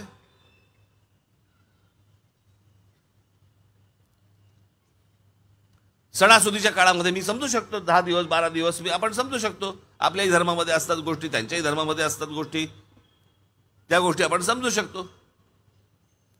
पण 365 दिवस 24 तास आपलं सकाळपासून संध्याकाळपर्यंत ह्यांच्या कॉन्सर्ट ऐकायचे आम्ही.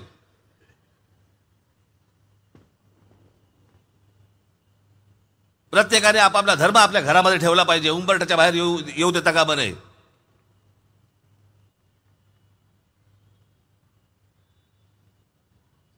ही कुठची धर्माची व्याख्या मला अजूनपर्यंत कळली नाही. आपल्या घरामध्ये देवारा असतो, आपण जातो, सकाळी पूजा करतो, नमस्कार करतो, बाहेर निघतो.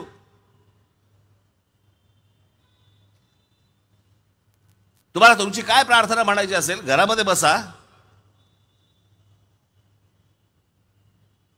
बसा तुमच्या गुडघ्यावरती, करा सगळं वर, म्हणा प्रार्थना. आम्हाला कुठे आक्षेप आहे? तुमच्या तो धर्मामधला विषय असेल, तुमच्या घरामध्ये त्या प्रार्थना म्हणा, काय नमाज पडायचं नमाज पडा. कोणी आक्षेप घेतलाय? कोणी आक्षेप घेणार नाही तुम्हाला. पण सगळे मिळून ज्याला तुम्ही रस्त्यावरती येणार आणि रस्ते आमचे बंद करून टाकणार, आक्षेप आमचा तिकडे आहे. वर्षानुवर्ष खोळंबलेले प्रश्न आहेत, वर्षानुवर्ष आमच्याकडे याची उत्तरच सापडत नाहीत. आज हे सरकार गेलं, ते सरकार आलं, ते सरकार गेलं, हे सरकार आलं. आम्ही 50 वर्ष आम्ही त्याच विषयांवरती निवडणुका लढवतोय. आजही निवडणुका काय चालू आहेत? आमच्याकडचे विषय काय आहेत? आम्ही तुम्हाला रस्ते देऊ, आम्ही तुम्हाला पाणी देऊ, आम्ही तुम्हाला वीज देऊ, आम्ही तुम्हाला शिक्षण देऊ, आम्ही तुम्हाला आरोग्य व्यवस्था देऊ. अजूनही तेच चालू आहे 50 वर्ष झाली तरी.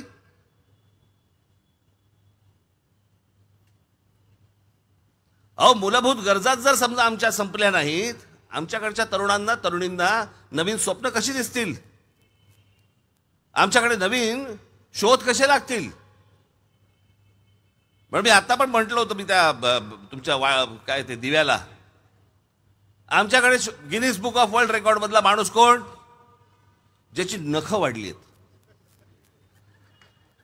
अशी वाकडी वाकडी वाकडी वाकडी आतमध्ये जातात आणि तो आपला एकटा फिरत असतो आपला कुठे. ए तुझी नखं दाखव. हा बघा नखा घेऊन फिरतोय, आपला नखा घेऊन फिरतोय. आमचा दुसरा माणूस कोण? मिशा वाढवलेल्या. अरे चला नाही कापलं तर ते वाढतच, त्याला अक्कल काय लागते? ह्याचा शोध कुठचा आला?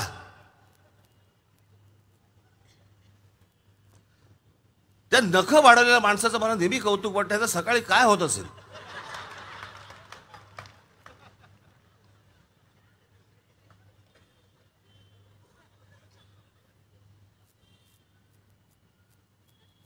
पण आमच्याकडची स्वप्न ही, आम्ही ह्याच्या पलीकडे गेलो नाही, आम्ही ह्याच्या पलीकडे वाढलोच नाही. आज आमच्याकडची मुलं देश सोडून बाहेर जातात. का जातात? शिक्षण उत्तम तर त्यांना इथेही मिळू शकतं, नोकऱ्या तर त्यांना इथेही मिळू शकतात. मग ती बाहेर का जातात? माझ्या एका मित्राचा मुलगा,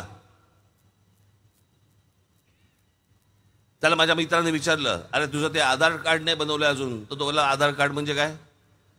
तो बोला, अरे ते जर समजा तुझ्याकडे नसेल ना, तुला मतदान नाही करता येणार. तो बोला, करायचंय कोणाला? मला करायचंच नाहीये, मला या देशातच राहायचं नाहीये. आपल्याकडचा तरुण, आपल्याकडच्या तरुणी अशा प्रकारचा विचार का करतात? याचं कारण सभोवतालचं बरबटलेलं सगळं वातावरण, डोक्याला शांतता नाही. रस्त्यावर बाहेर पडलो तर आम्हाला फुटपाथ नाही चालायला, गाड्या घेऊन बाहेर पडलो तर ट्रॅफिकमध्ये अडकतोय, हॉर्नचा गोंगाट, आमच्याकडे ऍडमिशन्स मिळत नाही आहेत कॉलेजला, शाळांमध्ये आमच्या अगदी भाऊक होऊन बाहेर उभ्या असलेल्या आमच्या भगिनी दिसतात लहान लहान मुलांना घेऊन, माझ्या पोराची ऍडमिशन होईल का नाही होईल, होईल का नाही होईल, सतत एक धाकधूक. हॉस्पिटलमध्ये मला बेड मिळेल की नाही माहीत नाही. करोनाच्या काळात तर काय झालं होतं, आमच्याकडे ऑक्सिजन मिळेल की नाही मिळेल.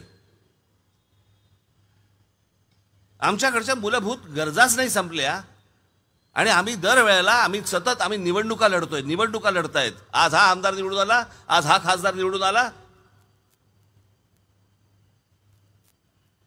मी माझ्या मागच्या सभेमध्ये मी सांगितलं होतं, ओ ठाणे शहर आहे, मी लहानपणापासून पाहिलंय हे शहर, सुंदर टुमदार.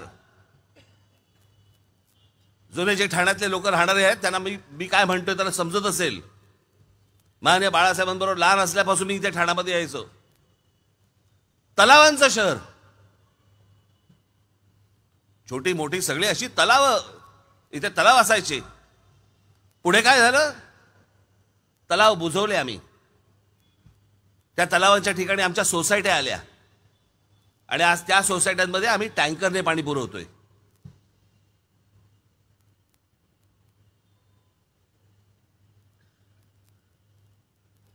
आज तुम्ही इंटरनेटवरती असता, तुम्ही तुमच्या मोबाईल फोनवरती असता. मी जे बोलतोय ना, एकदा अंतर्मुख होऊन त्या गोष्टींचा फक्त एकदा विचार करून बघा. कुठच्याही ठाणेकराला विचारलं, समजा तुला आत्ताचं ठाणं आवडतं का जुनं, तो म्हणतो जुनं. कोणत्याही पुणेकराला विचारून बघा, तुला आत्ताचं पुणे आवडतं का जुनं, तो म्हणतो जुनं. कुठच्याही मुंबईकराला विचारून बघा, तुला आत्ताचं मुंबई आवडते का जुनी, तो म्हणतो जुनी. आमच्याकडच्या प्रत्येक शहरामधली माणसं सांगतात, अगोदरची फार सुंदर शहरं होती. मग ही कोणती प्रगती आहे जी आम्हाला आवडत नाहीये? वाटेल तशी शहरं पसरलेली आहेत. पण तुम्ही दुबईत जा आणि दुबईच्या माणसाला विचारून बघा, तुला जुनंही दुबई आवडतं का आत्ताचं, तो म्हणेल आत्ताचं. कारण लोकांचा विचार करून उभी केलेली ती शहरं आहेत. लोकांना काय हवंय, त्या परिवाराला काय हवंय, त्या लहान मुलांना काय हवंय, त्यांच्या गरजा काय आहेत. आमच्याकडे कसल्याही गरजा, तुमच्या काय अपेक्षा आहेत, ह्याला काही अर्थच उरलेला नाहीये.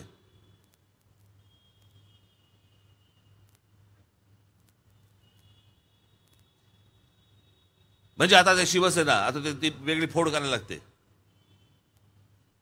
ह्याची का त्याची. उद्धव बाळासाहेब ठाकरे म्हणजे उद्धव ठाकरेंनी त्यांच्या जाहीरनाम्यामध्ये काय दिलं असेल, तर आम्ही जिल्ह्यामध्ये शिवाजी महाराजांची मंदिरं बनवू. अहो, शिवाजी महाराजांची मंदिरं नाही बनवायची आहेत, आपल्याला विद्या मंदिरं बनवायची आहेत, शिवाजी महाराजांचे गडकिल्ले बनवायचे आहेत. आपल्याकडे विद्या मंदिरांचा तोटा आहे. छत्रपती शिवाजी महाराजांचे गडकिल्ले बनवायचे आहेत, पुढच्या येणाऱ्या पिढ्यांना दाखवायला आमचा राजा कोण होऊन गेला ते.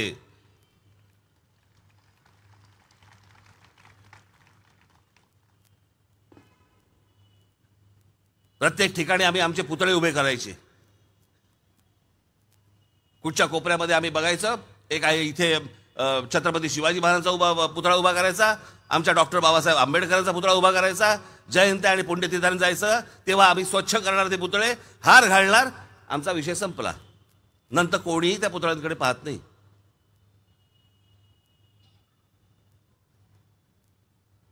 तुमचा काही विचार न करता काहीतरी या लोकांच्या डोक्यातनं काहीतरी वेगळ्या कल्पना येत असतात. आता काय करायचं, छत्रपती शिवाजी महाराजांचा समुद्रात पुतळा उभा करू. कोणी मागितलंय, काय चाललंय? जेव्हा ही घोषणा झाली त्याच वेळेला मी सांगितलं होतं पुतळे बंद करा आता बनवायचे. छत्रपती शिवाजी महाराजांचं खरं स्मारक, खरी स्मारक हे गडकिल्ले आहेत, पुतळे नाही आहेत.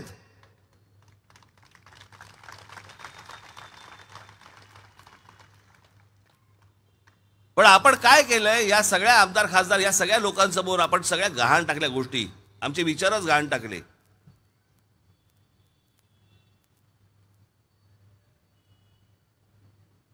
आम्ही यांचे गुलाम असल्यासारखे यांच्यासाठी आम्ही रांगेमध्ये उभे राहतो, उन्हातानामध्ये उभे राहतो, यांच्यासाठी आम्ही मतदान करतो. आणि मग ही लोक काय करतात?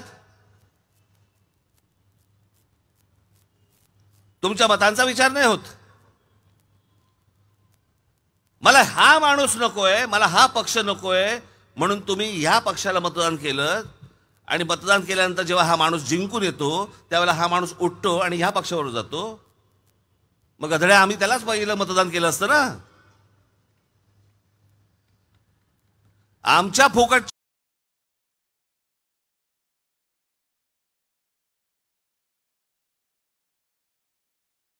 नंतर तू करोडो रुपये घेणार आणि ह्या पक्षाबरोबर जाणार, रांगेमध्ये उभे राहता.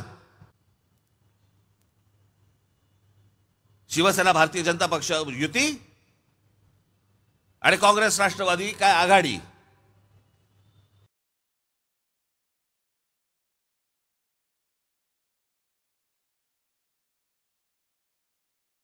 वरती नंतर तू करोडो रुपये घेणार आणि ह्या पक्षाबरोबर जाणार. त्या गोष्टींचा फक्त विचार करून बघा की या महाराष्ट्रामध्ये काय झालं. भारताच्या इतिहासामध्ये आजपर्यंत अशी घटना घडलेली नाहीये. आज महाराष्ट्र बाकीच्या राज्यांमध्ये एक मजाकचा विषय झालाय. मजाक. क्या देखा कि नहीं महाराष्ट्र में क्या हो रहा है. शिवसेना भारतीय जनता पक्षाला तुम्ही मतदान केल्यानंतर, बहुमतामध्ये आल्यानंतर त्यातला एक पक्ष उठतो स्वतःच्या स्वार्थासाठी, माझ्या गळ्यामध्ये मुख्यमंत्री पदाची माळ घाला म्हणून तो उठतो, आणि ज्यांच्याबरोबर हयात गेली अख्खी विरोधामध्ये त्यांच्याबरोबर जाऊन बसतो. का माझ्या गळ्यामध्ये मुख्यमंत्री पदाची माळ घाला म्हणून.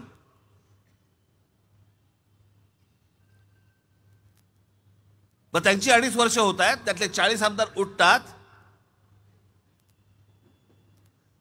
पैशाचे सगळे काही गोष्टींचे व्यवहार होतात, आणि त्या सगळ्या गोष्टींच्या व्यवहारानंतर ते उठतात आणि तिसऱ्या पक्षात जातात, त्यांचं सरकार येतं. मग ज्याला 70,000 कोटीच्या भ्रष्टाचाराखाली जेलमध्ये टाकणार होते त्याला अचानक डोळा मारतात, तो येऊन ह्यांच्या मांडीवर बसतो. काय चाललंय? मला एकदा नागरिक म्हणून तुम्ही समजून सांगा, जरा मला मतदार म्हणून मला समजून सांगा, हे नेमकं काय होतंय. ही गोष्ट एवढ्यासाठीच होते कारण तुम्ही शांत बसता. आम्ही फोटोवरती मतदान करतो.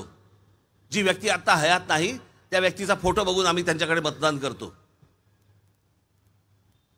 आम्ही कुठलीतरी जात बघून आम्ही मतदान करतो. आम्ही पूर्वीचा पक्ष असा होता, इतके वर्ष आम्ही त्यांना मतदान करत आलो म्हणून आम्ही त्यांना मतदान करतो. सगळं झूट आहे, सगळं झूट आहे. आज काय परिस्थिती आहे, तुमची काय हालत झाली आहे, एकदा स्वतःच एकदा विचार करून बघा.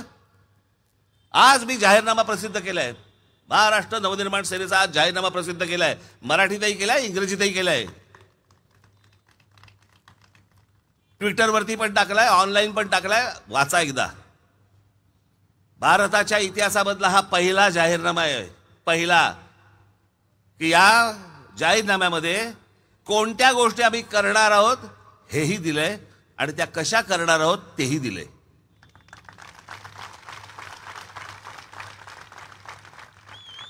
तुम्ही आजपर्यंत जे जाहीरनामे वाचले ते काय सांगितले? आम्ही हे करू, आम्ही ते करू, आम्ही ते करू. कसं करू माहित नाही. सगळे विषय मांडलेत, रोजगारापासून पाण्याच्या प्रश्नापर्यंत सगळे विषय सगळे मांडलेले आहेत त्याच्यामध्ये. आरोग्यापासून पर्यटनापर्यंत तुम्ही म्हणाल तो विषय त्या सगळ्या अख्ख्या पुस्तिकेमध्ये आहे. आणि त्याची सोडवणूक कशी करायची त्याची सोल्युशन्स देखील त्याच्यामध्ये दिलेली आहेत. मी जे करतोय बाबांनो, मी खरंच प्रामाणिकपणे करतोय. मला कुठच्याही खुर्चीचा सोर्स नाहीये. मला कुठच्याही गळ्यामध्ये मुख्यमंत्री पदाची माळ घालण्याची इच्छा पण नाहीये मला.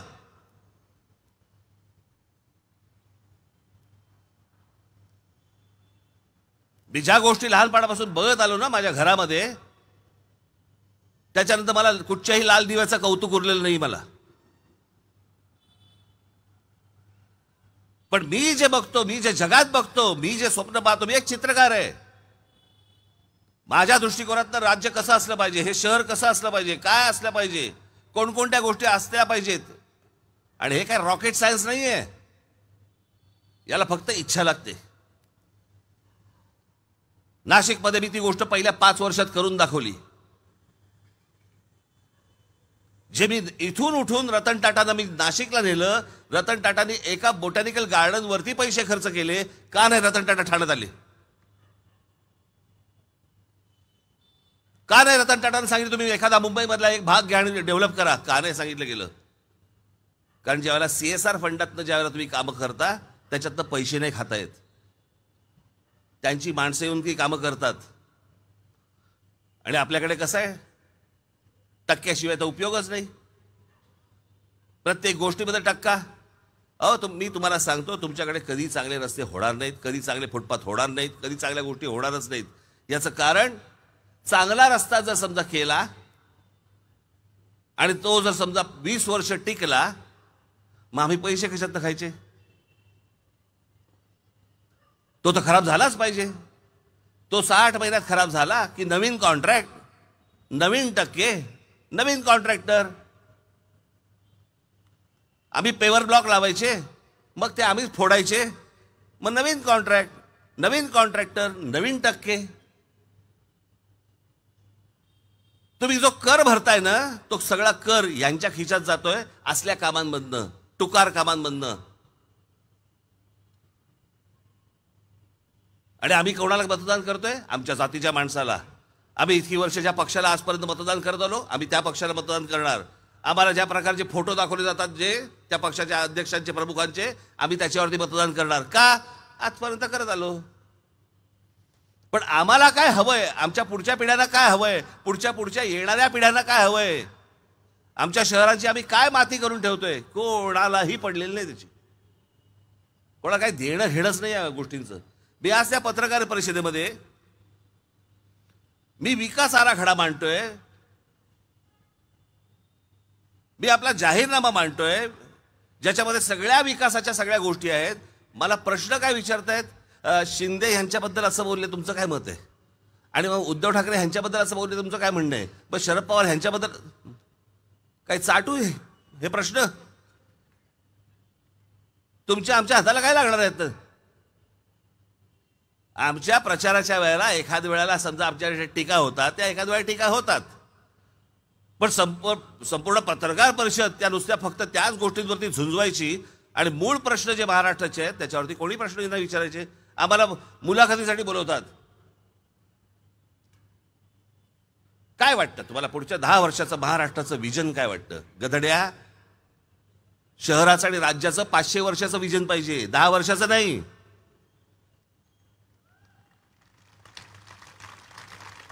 जगामधले जे देश उभे राहिले ना, ते देश 500-500 वर्षांचा विचार करून उभे राहिले.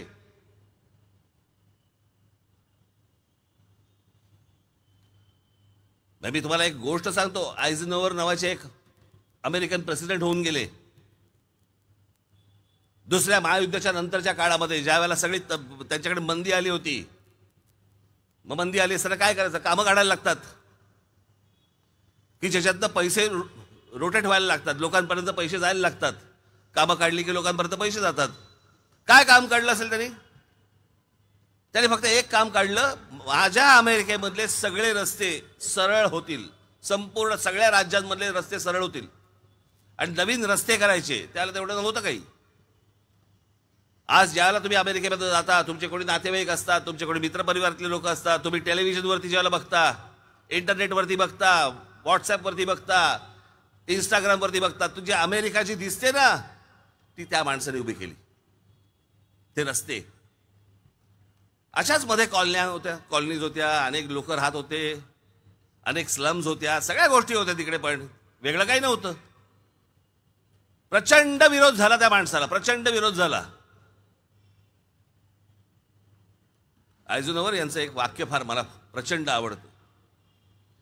या सगळ्या प्रचंड विरोधानंतर देखील त्यावर ठाम माणूस राहिला. तो बोलला नाही, रस्ते होणार म्हणजे होणार. आणि त्याचं वाक्य फार छान होतं. बोलला की आजची पिढी मला शाप देईल, पण भविष्यातल्या सगळ्या येणाऱ्या पिढ्या मला आशीर्वाद दिल्याशिवाय राहणार नाहीत. देश असे उभे राहत असतात, शहरं अशी उभी राहत असतात. पण मी त्या दिवशीचं पण एक सुजाण नागरिक काय असतात ना, सुज्ञ नागरिक काय असतात ना, याचं पण एक उदाहरण दिलं होतं. दुसऱ्या महायुद्धानंतर ज्यावेळेला विन्स्टन चर्चिल जिंकले ना, ते जिंकल्यानंतर V for victory, V for Winston, अख्ख्या इंग्लंडने त्याला डोक्यावरती घेतलं होतं. अख्ख्या इंग्लंडने जय जयकार, जिकडे जाईल तिकडे जय जयकार विन्स्टन चर्चिलचा. 8 महिन्यानंतर निवडणुका झाल्या. विन्स्टन चर्चिल स्वतः आणि त्यांचा पक्ष हरला. पत्रकार गेले लोकांकडे, अरे विन्स्टन चर्चिलला पाडलं तुम्ही? ते बोले हो. म्हणजे काय कारण काय? तो माणूस म्हणे युद्ध काळात योग्य होता, शांततेच्या काळात नाही. हा जो समज ज्या मतदारांमध्ये आहे ना, मला त्याला म्हणतात सुज्ञ मतदार. आम्ही अजून त्याच विषयांवरती निवडणुका लढवतोय, पण आम्हालाच कळत नाहीये. आम्ही त्याच लोकांना मतदान करतो आहोत. बाबांनो, माझी आपल्याला हात जोडून विनंती आहे, यात बाहेर या. हे नुसते तुम्हाला खेळवत राहतील, हाताला काही लागणार नाही. आमच्या कुठच्या परिवाराला जर समजा वाटलं, आज कुठच्या माझ्या भगिनीला वाटलं की माझ्या मुलांना बाहेर घेऊन जायचंय, कुठे घेऊन जाणार? मॉलमध्ये पिक्चर दाखवणार. मग बेटा आपण रात्री मग मम्मम करून जेवून येऊया, मग तिकडे रेस्टॉरंटला जाणार. हे आमचे करमणुकीचे कार्यक्रम. पण उत्तम चांगल्या बागा होत आहेत, उत्तम चांगली मैदानं होत आहेत. मुंबईला बघा, शिवाजी पार्क मैदान, ओव्हल मैदान, आझाद मैदान, अशी असंख्य मैदान आहेत. पण ब्रिटिशांच्या काळात झाली तेवढीच. आपल्या लोकांच्या सत्ता काळामध्ये कुठचीही मोठी मैदानं झालेली नाही आहेत, एकही नाही. ज्याला 26 जुलैला ज्याला पाऊस आला आणि पाणी भरलं ना, उपनगर अख्खं मुंबईचं भरलं होतं. मुंबई शहर ज्याला म्हणतो आपण, ज्याला आयलंड सिटी, पाणी नव्हतं, त्यांनी बांधली ती. 100 वर्षापूर्वी बांधलेलं छत्रपती शिवाजी महाराज टर्मिनस, केवढं मोठं स्टेशन बांधलंय. तेव्हा लोकांना असं वाटलं, अरे एवढं स्टेशनची गरज आहे का?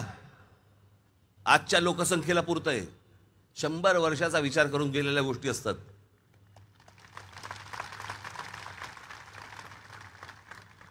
आम्ही कोणत्या गोष्टी केल्या? आमच्याकडे शहरांमध्ये बकालपणा वाढतोय. आता मी आलो त्या दिव्यावरनं, रस्त्याच्या पुढे फुटपाथ सोडून पुढे फुटपाथ नव्हताच, सगळे फेरीवाले बसलेत, एकाच्या पुढे एक. गाड्या चोरून चालल्यात, ज्यांच्याकडे गाड्या रस्ता आहे. आणि कोणालाही काही वाटत नाही, सगळेजण आपले चाललेत, रस्त्याने चाललेत, सगळे बघतायत. काय काही वाटेल असं झालंय आम्हाला. अहो, चांगलं काय हे जर समजा तुम्हालाच कळत नसेल, तर चांगलं द्यायचं हे राज्यकर्त्यांना कुठून कळणार आहे? हे कुठून कळणार? हे आमदार खासदार ज्यावेळेला येतात त्यावेळेला ते काय हवंय तुम्हाला हे बरोबर तुम्ही सांगितलं पाहिजे. हे कधी होणार आहे? हे का नाही झालं आतापर्यंत? तुम्ही इतकी वर्ष आमदार होतात, तुम्ही इतकी वर्ष खासदार होतात, मग हे का नाही झालं हे तुम्ही ठणकावून त्यांना विचारलं पाहिजे. ओ, भीती पाहिजे तुमची. तुम्ही मतदार म्हणून तुमची भीतीच नाहीये. तुम्हाला गृहीत धरलेलं आहे, गृहीत. कोण तुम्ही? फक्त मतदार 1 दिवसाचे. पुढं आमची राज्य करू, आम्ही वाटेल तसे वागू. आम्ही कोणाही समोर घरंगळत जाऊ, वाटेल तेवढे पैसे घेऊ, पक्ष दुसऱ्या पक्षाच्या दावडीला बांधू, आम्ही वाटेल ते करू, 5 वर्षांनी बघू. हा समज जोपर्यंत तुम्ही दूर करत नाही तोपर्यंत ह्या महाराष्ट्राला चांगले दिवस येणार नाही. जाऊ, महाराष्ट्र राज्य आहे ते महाराष्ट्र राज्य. आमच्या शिवछत्रपतींच्या विचाराने उभं राहिलेलं महाराष्ट्र राज्य आहे ते. मराठेशाहीच्या साम्राज्याच्या पराक्रमाने उभं राहिलेलं हे राज्य आहे ते. या हिंद प्रांतावरती 125 वर्ष राज्य केलेलं हे राज्य आहे ते. आम्ही देशामध्ये मजाक बनलो, मजाक. देखो महाराष्ट्र में क्या चल रहा है, कोई भी कहीं पे जा रहा है, कोई किसी से पैसा ले रहा है, कोई पार्टी किसी के भी साथ जा रही है. मजाक बनलो आम्ही, मजाक.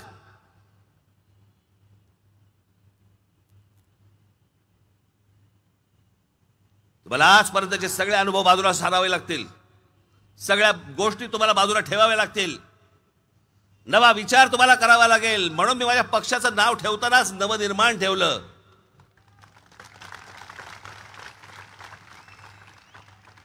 मी ठेवू शकलो असतो ना महाराष्ट्र सेना, अजून काहीतरी राजसेना, वाटेल ते ठेवू शकलो असतो. मला माझं जे स्वप्न आहे त्या स्वप्नातनं मला सांगायचंय काय, मला काय करायचंय, मला नवनिर्माण करायचंय.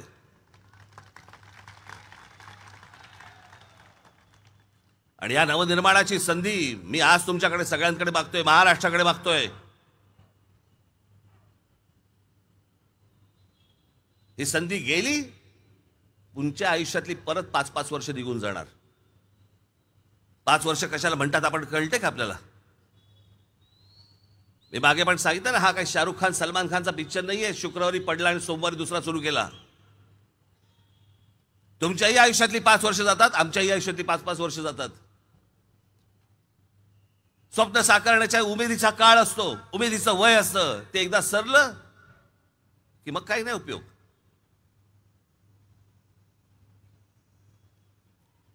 आणि पोटामध्ये आग असताना या उमेदीच्या वयामध्ये तुम्ही या गोष्टी हातामध्ये दिल्या पाहिजेत.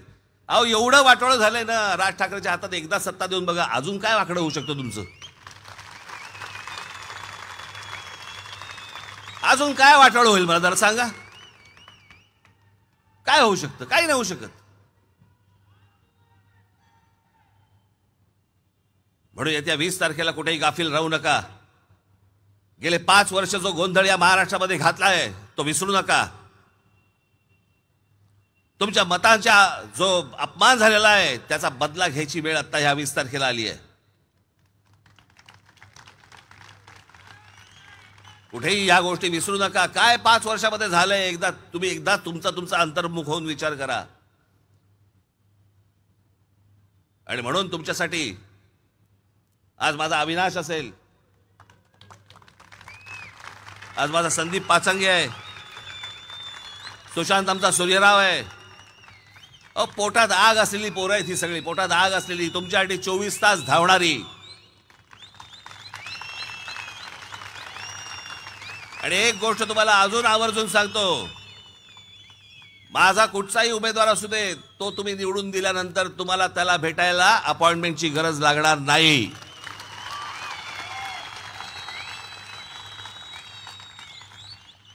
म्हणून येणारी 20 तारीख आपण सोडू नका. या सगळ्या लोकांना वटणीवरती आणा. आज या महाराष्ट्रामध्ये महाराष्ट्र नवनिर्माण सेना नावाचा पक्ष तुमच्या समोर एक पर्याय म्हणून उभा आहे. राज ठाकरे एक स्वप्न गुराशी बाळगून तुमच्या समोर आलेला आहे. एकदा संधी या महाराष्ट्र नवनिर्माण सेनेला आणि माझ्या सगळ्या सहकार्यांना द्या. आणि म्हणून मला आपल्याला सगळ्यांना सांगणं आहे की येत्या 20 तारखेला रेल्वे इंजिन या निशाणीवरती आपण बटन दाबून माझ्या सर्व उमेदवारांना आपण प्रचंड मतांनी आपण विजयी करावं असं एक आवाहन करतो आणि आपल्या सर्वांची मी रजा घेतो. धन्यवाद. जय हिंद, जय महाराष्ट्र.